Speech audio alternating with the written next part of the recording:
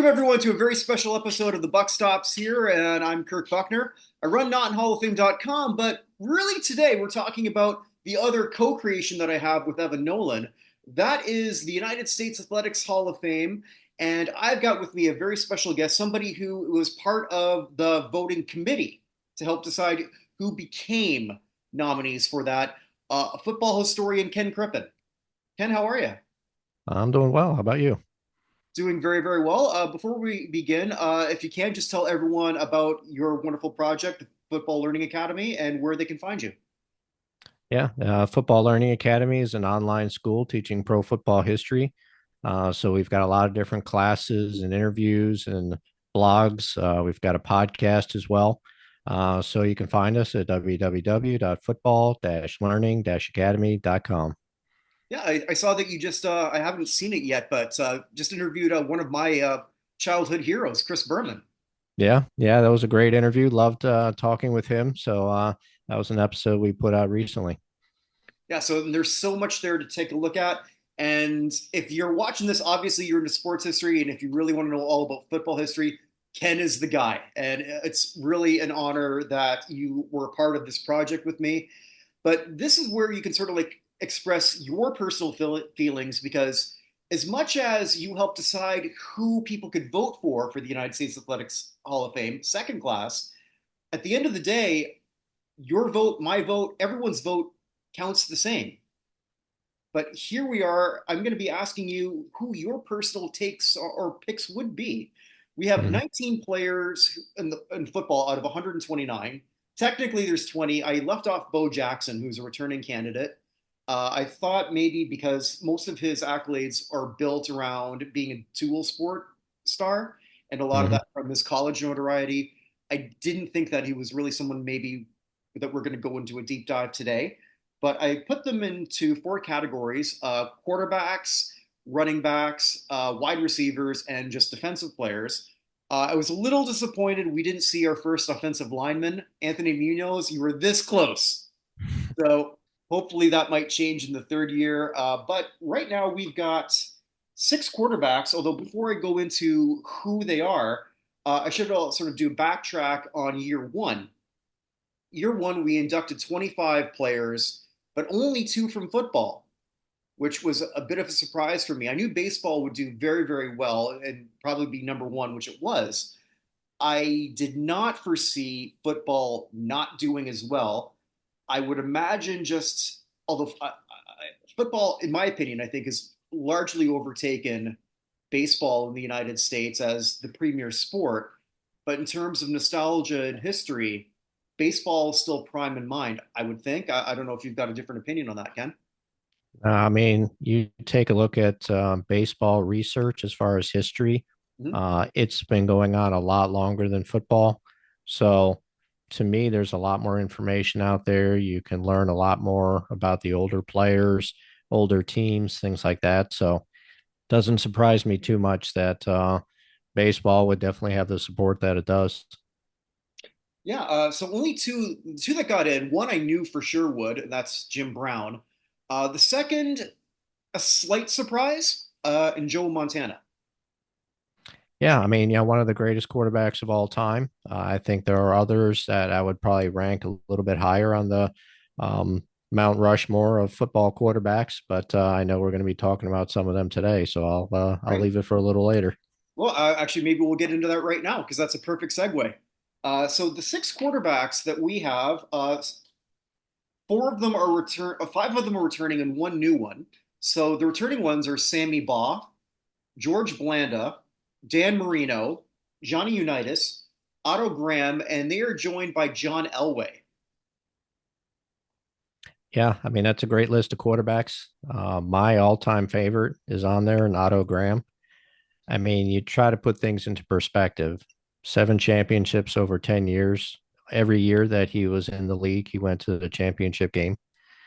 And think about the number of championships that he won is the same as Tom Brady. He just did it in half the amount of time that Tom Brady did it. So that kind of gives you the perspective of just how successful he was as a quarterback. And to me, that's why he is still number one in history with Tom Brady behind that. So you have Otto over Tom Brady for your own personal?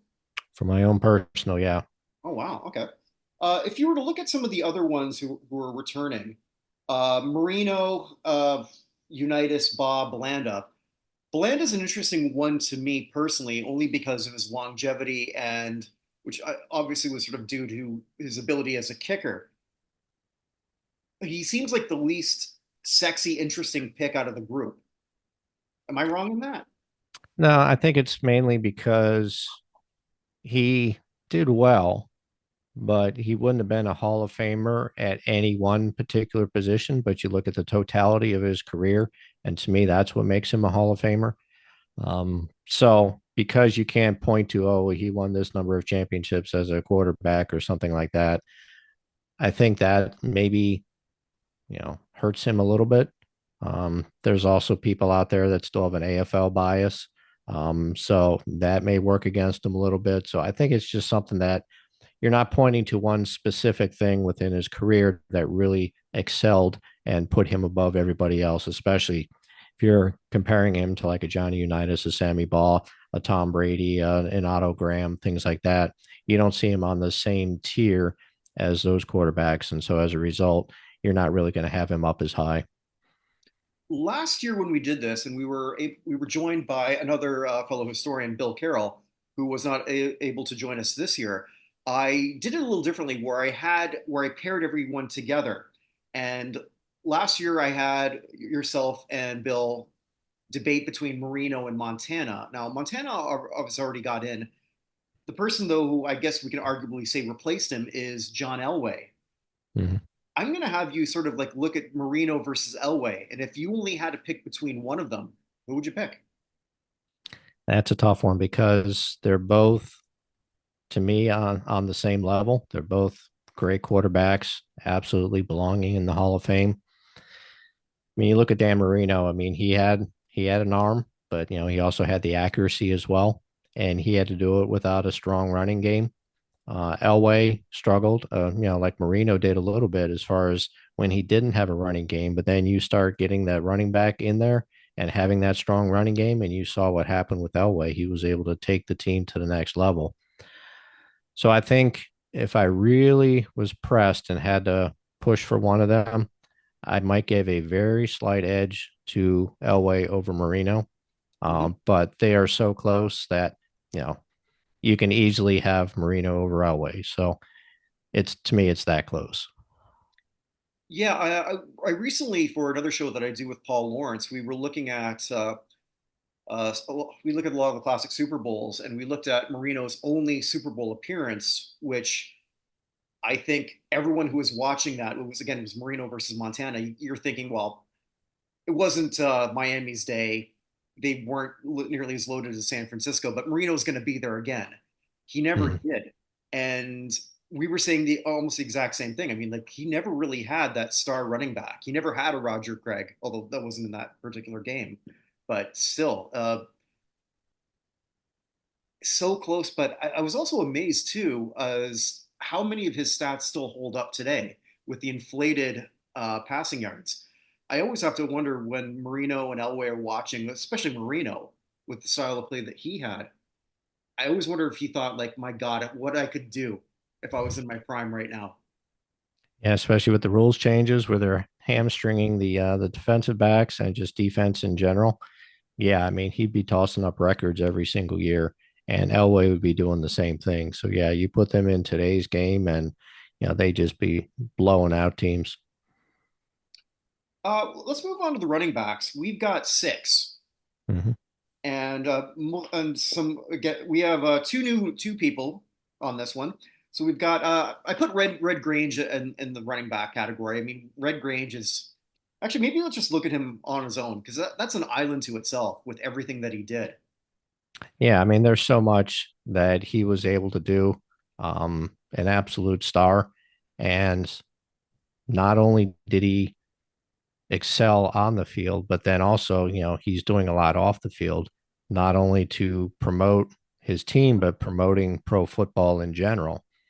And, he tried starting up a league 1926 with the AFL. He was involved in the USFL in the 1944, 1945. So lending his name to try to give these leagues more credibility and more staying power.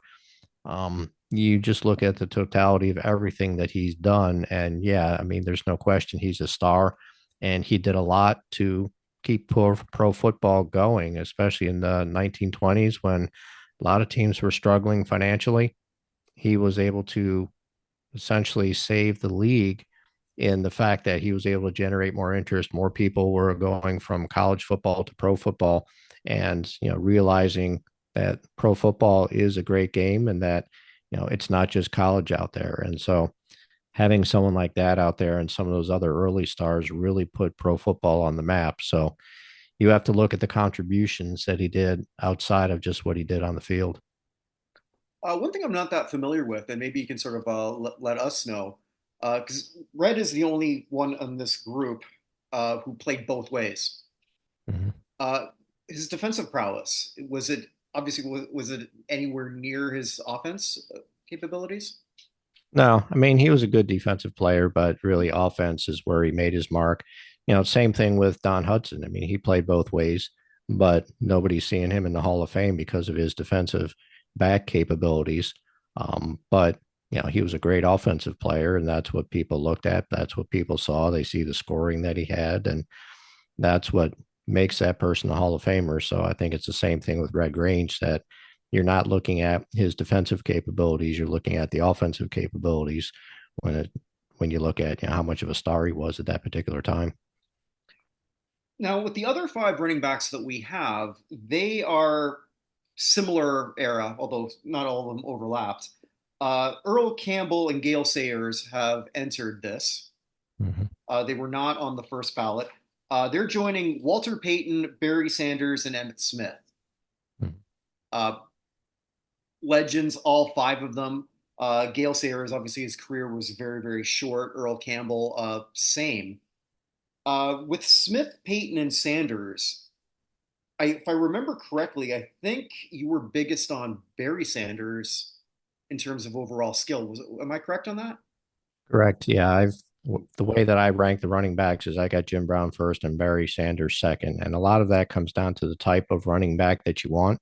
Same thing if you want to compare an Earl Campbell to a Gale Sayers or a Barry Sanders, is that you've got a north-south runner that's just going to roll you over in Earl Campbell, but yet you got somebody like Barry Sanders where it's almost impossible to tackle him because he's just able to move and get around people. So depends on what style you're looking for, but yeah, I do have Barry Sanders of that list would be highest on my list, and he would just be slightly behind Jim Brown as far as all time best.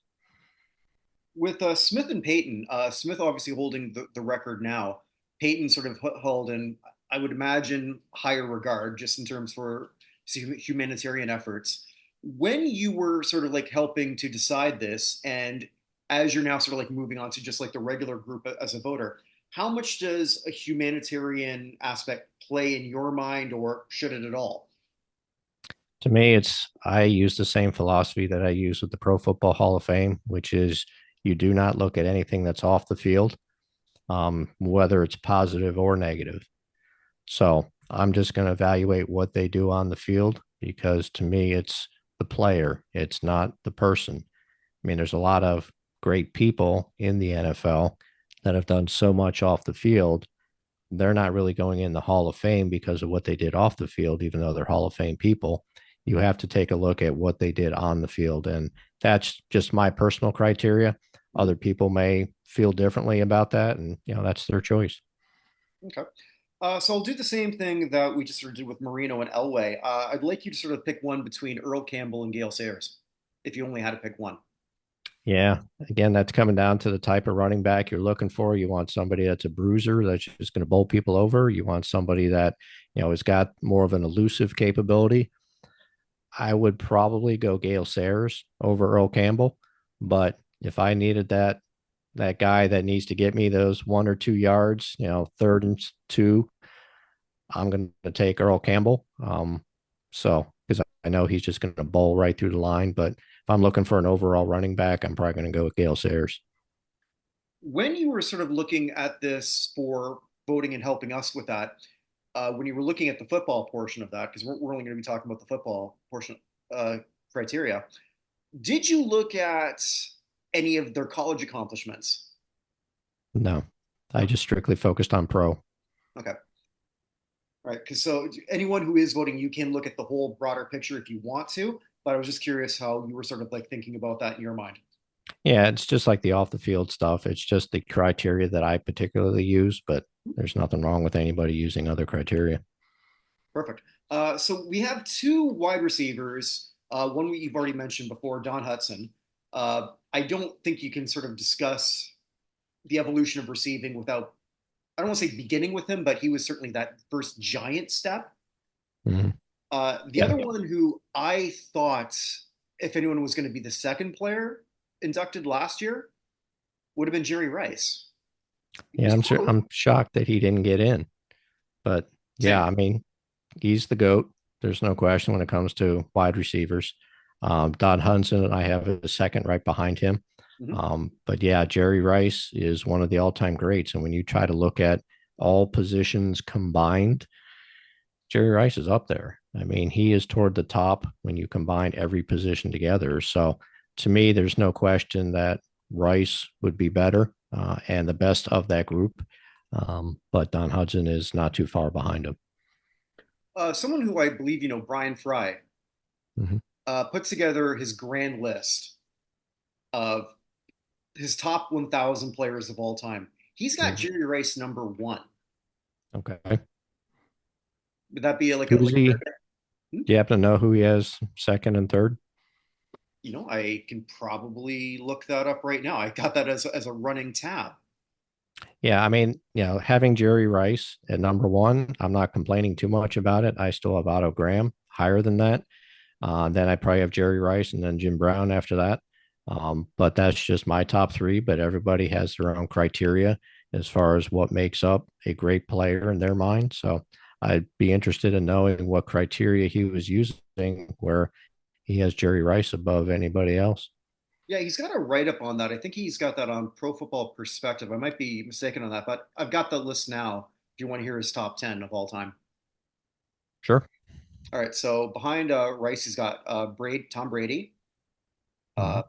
Peyton Manning, Reggie White, who we're going to talk about a little bit later, Aaron Donald at five, Anthony Munoz at six, Lawrence Taylor, who we're also going to talk about at seven, Ed Reed at eight, another person we'll be mentioning, Deion Sanders at nine, and Ronnie Lott at 10. Interesting list. Yeah, Yeah. I mean, I differ with it to some degree, but it would be interesting to know the criteria that he was using for that. But there's nothing wrong with his list. Yeah, it's a pretty deep list. The one that I've also sort of like used just to sort of like help me sort of like go through a whole lot of other lists that I do. I guess we're going to close off with the defense. We've got five players here. Uh, I'd like you actually to rank them. I'm going to put you on the spot on this one to Okay. rank them from one through five. All returning: Dick Butkus, Mean Joe Green, Deion Sanders, Lawrence Taylor, Reggie White. I love my Illini brother, Dick Butkus, but can't put him number one. I'd have to say, even just looking at the linebackers, I'd have to put LT over Butkus. Um, I'd probably have LT is number one of those five, with Reggie White very close behind that. Then I'd probably have Dick Butkus, then probably Joe Green, and then Deion Sanders. You could swap Joe Green and Deion Sanders. I mean, both are excellent defensive players, but that's probably the order that I would do. Deion's the only defensive back who's here. Uh, Presumably, he'll get in eventually, based on how he performed on the first year and how he's remaining in the public eye. That certainly doesn't hurt. Overall, for those watching this, that's my dog who's decided to sort of join me. One of my dogs, anyway. Uh, who would you have behind him if anyone would become the second defensive back? To me, I've always been a huge fan of Night Train Lane, Mm-hmm. so I would probably put him up there. But I'd have to go through my list to see, what order I would have it. But I love Night Train Lane, so I'm going to put him up there. Okay. Yeah, and that's I believe we had him as one of the nominees too. Same with Ronnie Lott. Both of them were up there, but there was not another defensive back that sort of joined. With that, actually, we're doing this much faster than I thought, which is fantastic. I'm gonna again put you on the spot. You can vote for 25 people on this, but let's say that you're trying to mix it up, and somebody's watching this and they say, you know what, I only want to. I'm just going to cap it at 5 football players. Who Hmm. would it be? You can only take five out of Well, the. I'm going to pick Otto Graham. Yeah. So that's definitely on there. I'd probably pick Unitas as well. Um, Barry Sanders, Jerry Rice, and LT. That's five, right? Yep, that's five. All right. That's probably who I would pick in order to be able to um, try to select some from each era. But I mean, Don Hudson's up there too. I mean, I would definitely make an argument to put him in the top five, but in order to be able to get some other people in there, that's what I would probably do. Yeah. And if people want, they can select all 19. They Hmm. can certainly do that, or you can select none Hmm. and go with some of the other sports that are represented. Uh, if you can, after you've watched this, you know what we want you to do. You're going to www.theusahof.com. Super easy to remember. Cast your vote for your favorite athlete, contributor, and coach, and we're going to be announcing that next month. Ken, I hope you're going to be part of the committee next year. Absolutely. All right, fantastic. Thank you for making time out of your schedule. And once again, where can people find all the work that you do? Go to www.football-learning-academy.com. You'll be able to find everything there, the blog, the interviews, the podcasts, all that, social media links. You can also see it on the screen here. But yeah, football-learning-academy.com. Well, thank you so much. And wherever you are, wherever you may be, make this day count because it never comes again. Thanks for having me.